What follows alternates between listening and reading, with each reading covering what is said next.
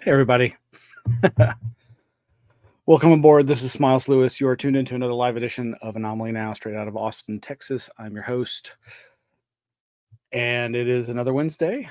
We are live, 7 p.m. Central Standard Time here in Austin, Texas, via our Anomaly Archives YouTube channel, our Twitch channel, our Instagram, our Facebook,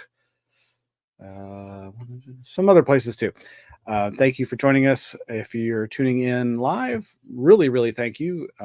If you're listening later or watching later, thank you. I hope you're doing well wherever you are, whenever you are. It's another hot day here in Austin, Texas, and despite the heat, having a good time. Really glad to be here. Thank you for joining us. There's so much to cover tonight, and I do want to remind folks that we have our new Flipboard with all the links. It's updated pretty much daily, but the what I really mean to say is we have our new Anomaly Archives monthly lecture series through our Patreon account. If you are not a Patreon member, please consider becoming one. They have various tiers: $1 a month, $2 a month, $5 a month, $10 a month or higher.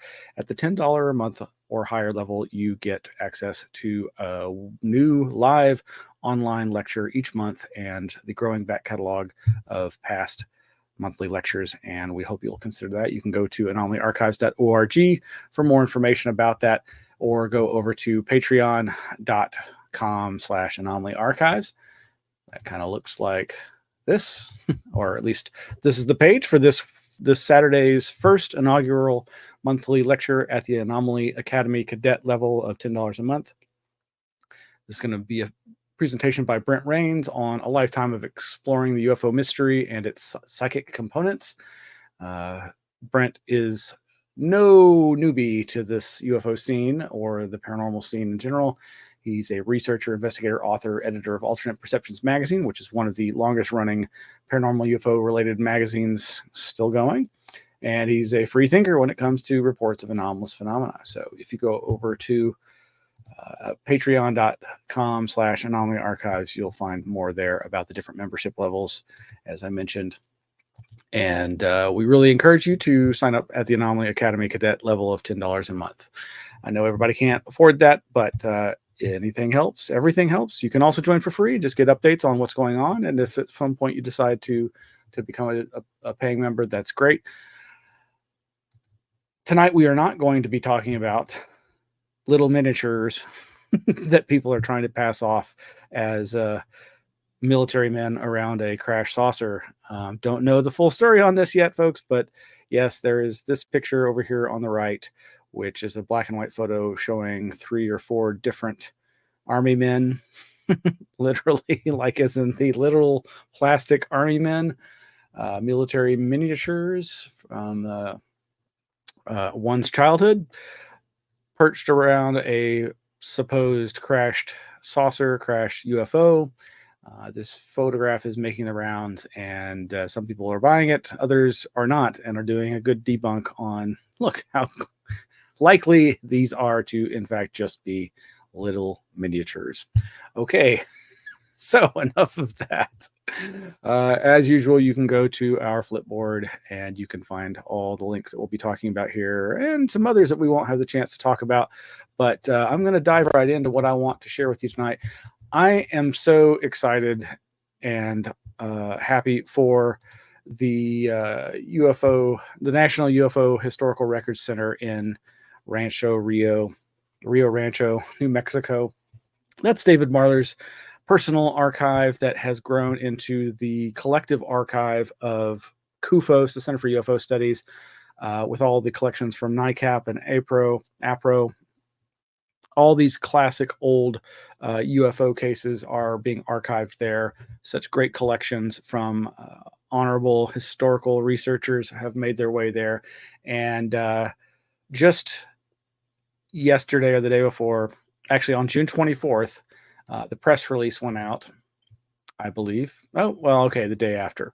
For immediate release, Rio Rancho Public Schools and National UFO Historical Records Center announced groundbreaking partnership. This is pretty cool. I'm so happy for them. This is a great next step. It appears that the massive collection that Marler and his associates have amassed is going to be housed in some local school facilities, and they have partnered with the local schools and are going to be allowing public access to the materials and by appointment only. And this is just a great next step to give them more room to expand, obviously, because they have even more collections on the way or in the pipe, as one might say. So I'm really happy for them. This is great news. We'll have the links to this announcement and the video news accompanying that in tonight's show notes. And for all future show notes, I'm gonna for those that don't know, you can go to anomalyarchives.org and you can see a directory for all the past Anomaly-NOW shows, links to all the past Anomaly-NOW video shows and audio shows.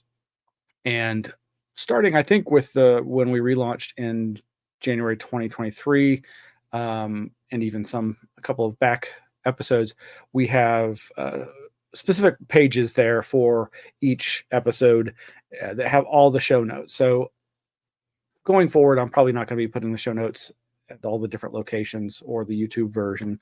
But so you'll be able to click I'll put the link to the show note page that'll take you to our website. But moving right along, good and bad news in the realm of libraries. I know so many of you track what's going on, the fight to ban books, the fight for freedom of speech and freedom of access to information. And I realize this is perhaps to some a very complex issue, and maybe you don't fall on either side very strongly. Maybe you're a fence straddler, but this article over at texasobserver.org, a small town Texas librarian's big stand against book bans. In Llano County, a local librarian fought back against censorship, prompting a federal court fight and national recognition, but losing the job of her dreams. And the article says Suzette Baker from unincorporated Kingsland was feted recently by the Authors Guild in New York City as a, quote, champion of writers, unquote, the first ever recipient of a national award established to honor librarians who fight book bans.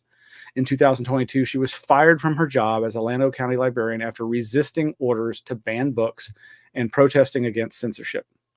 In response to Baker's story, a local mom named Layla Leah Green and other library patrons filed a federal lawsuit supported by the Authors Guild. In 2023, they won a court order that forced county officials to restore 8 of the 17 titles that had been removed from library shelves. Quote, Baker's brave defense of her community's right to read is a testament to the vital role librarians play in upholding free speech and creative expression in the face of censorship, said Mary Reisenberger, CEO of the Authors Guild, the nation's oldest and largest writers organization. Baker continues to fight for freedom of expression and is pursuing her own wrongful termination lawsuit against the Llano County officials. Still, in some ways, Baker, a mother of 5 and grandmother of 2, would rather still be working in the Kingsland Branch Library, assembling quirky displays, recommending books, and helping adults and kids access the internet. Being a small-town librarian was her dream job. The Observer spoke to her about books and censorship, and you can read the interview there over at texasobserver.org. Another blow of some significance. This is coming from techdirt.com, and thank you, Volunteer Victor, for bringing this to my attention. It does not surprise me, but it's very dismaying. 500,000 books have been deleted from the Internet Archives lending library. This is dated Thursday, June 20th. If you found out that 500,000 books have been removed from your local public library at the demands of big publishers who refused to let them buy and lend new copies and were further suing the library for damages, wouldn't you think that would be a major news story? Wouldn't you think maybe many people would be up in arms about it? It's happening right now with the Internet Archive, and it's getting almost no attention. Now think about this. Over 10 years ago, Google started digitizing books without the publisher's permission. They digitized thousands, tens of thousands, hundreds of thousands. I don't know how many books are on Google Books website or in their cloud, but they did it knowing that they have really good, high-powered lawyers. And sure enough, 10 years later, they won the lawsuits against them. Now, as far as I understand, aside from during the pandemic, when Internet Archive opened up its open library, making it easier to access materials while people were in lockdown status due to the pandemic, that's the only time I'm aware of that they've changed or violated the status quo processes for digital collections and public libraries. Perhaps you're unaware, but in traditional public libraries, it's always been you buy 6 copies of the most popular book or however many copies they can afford, knowing that there's going to be a demand, but they can't lend more than those copies because obviously they're physical copies, and if they're not there to lend, they can't be lent out to other people. Digital copies are obviously very different. I know this sounds stupid. I'm not trying to mansplain, but a lot of people don't realize that the publishers are so draconian in this respect that they do not want to allow anything more than what is already the norm in public libraries. And as this article goes on to say, they're pretty much lobbying to end public libraries. Now, think about that for a while. Now, something more interesting and more UFO related, paranormal related is I was recently able, and I may have to, I don't know if this is going to come through the audio. Well, I don't worry about the audio. There's a documentary that came out in October of last year called Beyond the Light Barrier, which is also the title of the book, the autobiography it's based on, by Elizabeth Clare, a South African contactee from the 1950s whose autobiography got published at various times. And I recently finally got to watch this, and I suspected that I was really going to enjoy it, and it pains me to no end that I delayed watching this.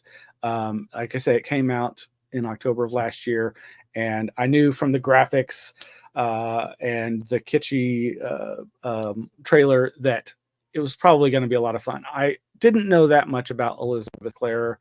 What I knew about her and her works came from my previous experience of Aaron Gullius's The Saucer Life podcast, his 202nd episode, or rather Encounter 202. I don't think it was his 202nd episode. It's probably his second episode in the second season of The Saucer Life. A really great podcast. I highly recommend. If you've never listened to it, check it out. You might like it.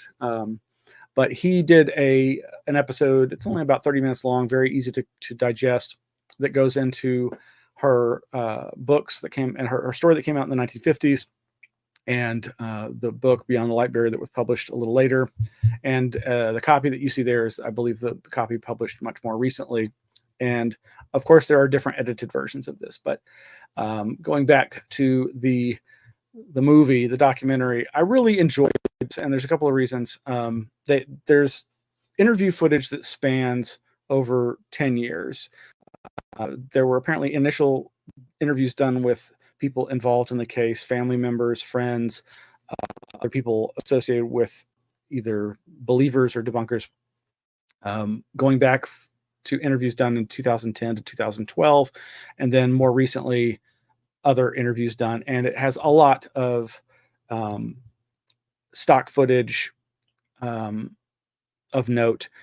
There's a couple of things that I'm kind of curious about why they included, but it all worked really well for me. I very much enjoyed the very odd production approach. It's hard to explain, but the narrator is seen throughout, this South African man, who they show a couple times in the clips, and they show him throughout the movie, and he doesn't speak until the very end. And he, as a black man, finally reveals the significant changes made between the original manuscript and the earlier versions of the book to the versions that have been released over the last couple of decades. And even even the cleaned up versions have very problematic racial overtones. Obviously, a lot of this material does and always has, but of course, this material coming out of South Africa was bound to have some problems. But yes, so there's these shots where you see the back of this egg chair that the narrator is sitting in and watching the projection of what some of the interviews. It's a very different approach to filmmaking, to documentary filmmaking.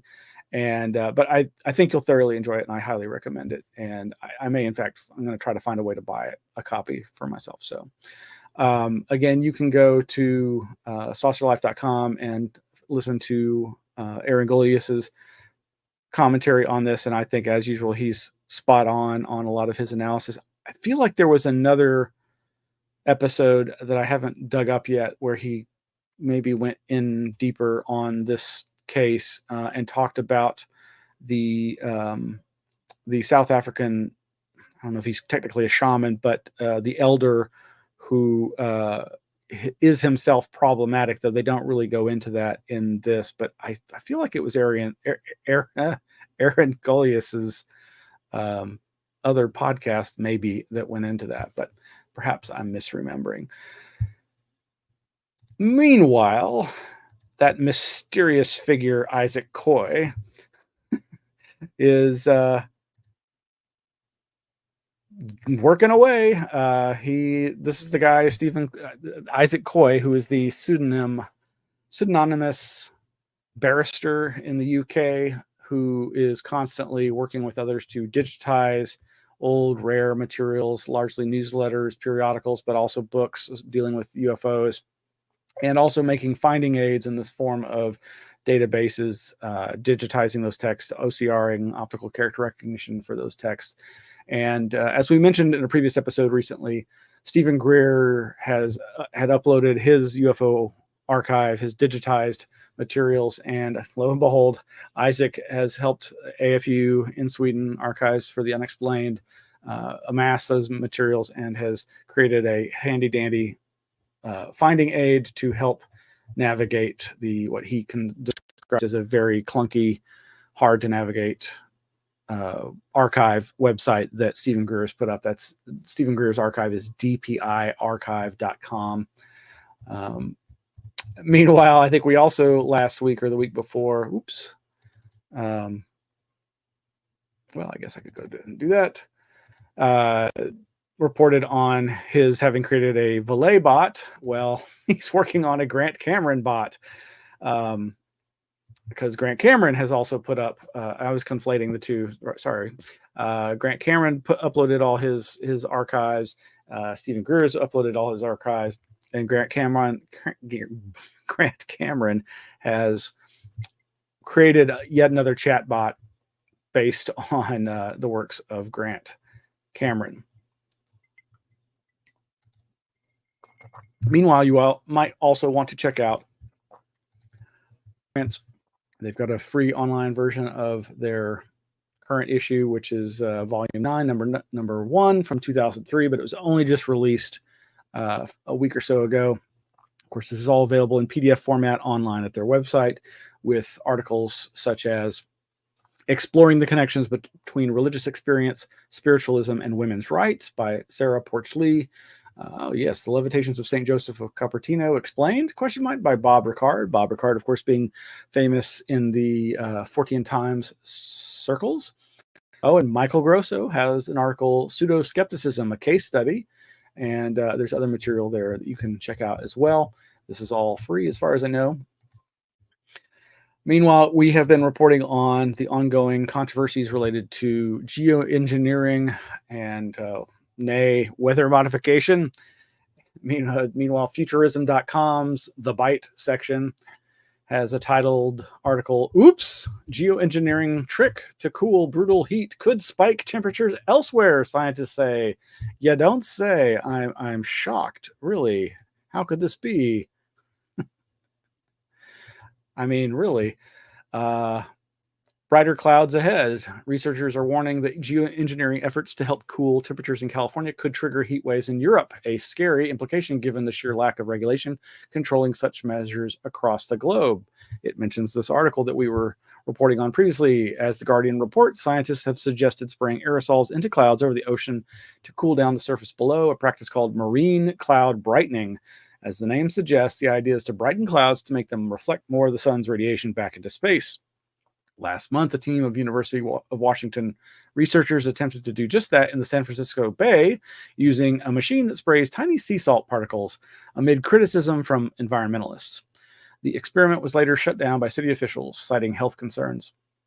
Now, as detailed in a study published in the journal Nature Climate Change today, it turns out the practice could have unintended consequences. I mean, come on, of course it's going to have such. While under present-day conditions it may reduce heat exposure significantly, the, quote, same interventions under mid-century warming minimally reduce or even increase heat stress in the western United States and across the world, unquote. In other words, while it may work now, given worsening conditions, that equation may flip on its head by the year 2050, highlighting the potential risks of geoengineering. There's more to this article over at Futurism.com. I also wanted to acknowledge this this article that I don't think we've covered. I know we've covered a number of articles relating to lucid dream, including tech that is an attempt to induce lucid dreams or make them easier to have. Our volunteer Victor had brought this to my attention some months back, but I somehow overlooked it and was recently rediscovering it. And this is over at fortune.com. Lucid Dream Startup says engineers can write code in their sleep. Well, work may never be the same. Yes, I can imagine CEOs, corporations being like, oh, now we can have workers working even while they're sleeping. Yeah, well, this is from November of last year. The article is now paywalled. I exhausted my viewing of it earlier, but I believe the company is called Halo, Halo, and is talking about using a band device with ultrasound beaming into areas of the brain that they believe or have evidence for that would activate consciousness during the sleep state and induce lucid dreaming. And of course, the next stage is control of that state. But they're basically hedging their bets, of course, and saying, well, it still requires a lot of other, techniques to get to that point. So no dream recorder or dream inducer yet, but they're working on it, right? And who knows what we don't know about what's still secret tech. Lastly, this is sad news, and it's being reported on by Jack Brewer via the Expanding Frontiers Research.org nonprofit website. Police report suicide victim was fascinated with Skinwalker Ranch. A month or so back, I think, or several months back, EFR and others were reporting on the fact that there was a missing person and found body near Skinwalker Ranch. And sure enough, it appears that this person had become obsessed with, fascinated by, and had been scouting it out, maybe trying to find a way onto the property, and unfortunately took their own life. The individual's name was Andrew Crow, And, quote, he was formerly of California and 61 years old. Records obtained suggest he parked his trouble-prone Harley-Davidson on the side of the remote road before walking away, a .38 special in his possession. Police believe he used the gun to end his life. The revolver was found at the feet of the deceased, 5 rounds of ammunition, one of them spent, still in the cylinder. He had left a suicide note and a number of handwritten pages, including some drawings. And these were all addressed to Thomas Winterton, who is, quote, among those who financially benefit most from their involvement in Phenomicon. Uintah County records obtained by Expanding Frontiers Research indicate he was issued over $5,800 for the 3-day conference in 2023. We've reported on the efforts by EFR to bring to light the fact that what they feel strongly are fanciful speculations, non-science nonsense, and paranormal claptrap, and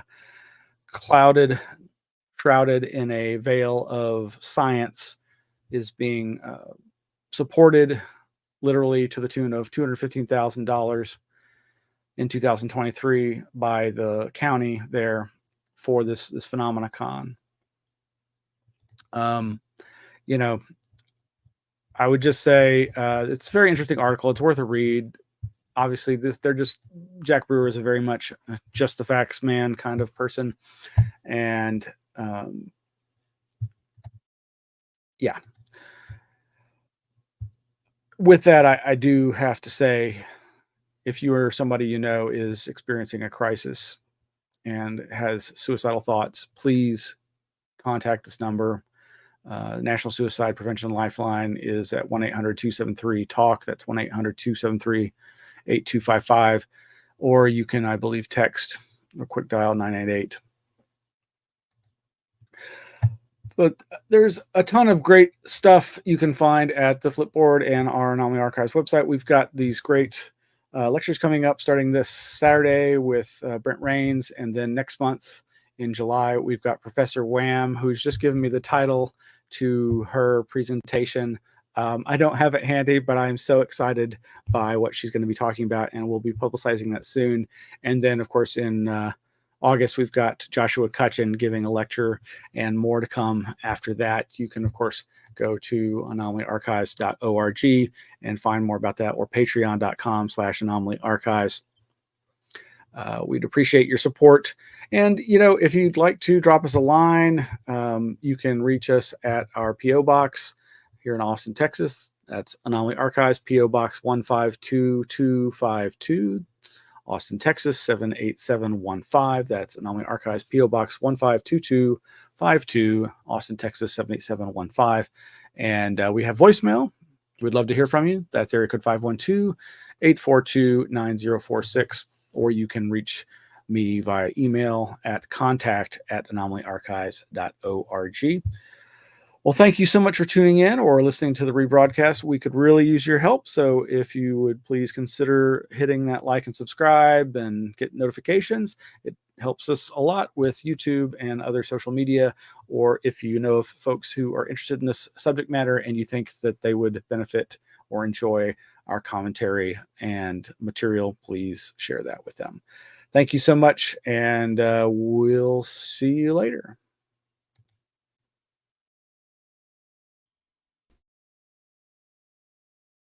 I'm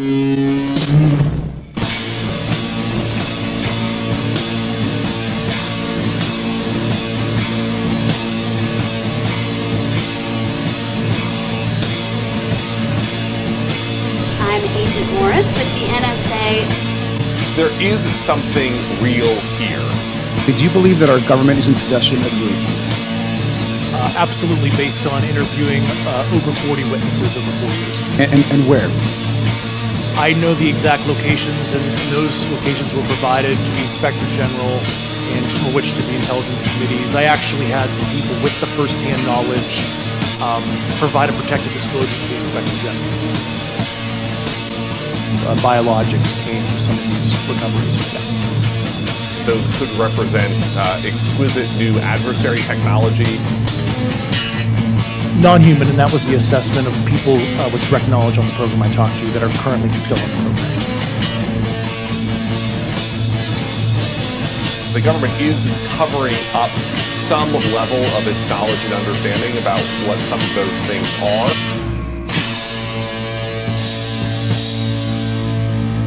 The Sol Foundation, which just announced a new initiative for UFO research and policy. It's nuts, man. I mean, we're just small town buds who saw a UFO in the woods. I mean, now we're hanging out with the government. Wow. What floor were you guys on? Thank you, everybody. Go to patreon.com/Anomaly Archives, and you can sign up, and you can see this Saturday's online lecture by Brent Raynes, A Lifetime of Exploring the UFO Mystery and its Psychic Components. Good night.